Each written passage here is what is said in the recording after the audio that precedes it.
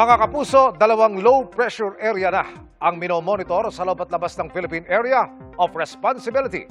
Ang unang LPA, yung pa ring nabuo kahapon sa loob ng PAR at huling namataan kaninang hapon sa vicinity ng Macalelon, Quezon. Ayon sa Pag-asa, mababa pa rin ang tsansa nitong maging bagyo. Tatawirin nito ang bahagi ng Luzon ngayong gabi hanggang sa makarating na sa West Philippine Sea bukas ng umaga. Posible rin itong malusaw. Pero bago yan, patuloy itong magpapaulan sa malaking bahagi ng Luzon sa mga susunod na oras.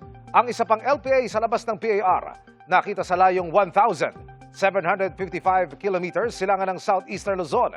Wala pa itong epekto sa anumang bahagi ng bansa at maliit din ang posibilidad na maging bagyo. Mananatili itong malayo sa Pilipinas bukod sa LPA sa loob ng PAR, magpapaulan din ng easterlies at localized thunderstorms. Base sa datos ng Metro Weather, umaga bukas bahagyang mapabawasan ang ulan.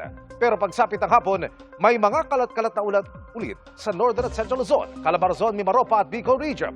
Halos buong Visayas at Mindanao rin ang makakaranas ng pag-ulan o thunderstorms. May malalakas na buhos na pwedeng magpabaha o magdulot ng landslide. Sa Metro Manila, hindi pa rin inaalis ang tsansa ng ulan lalo bandang tanghali o hapon.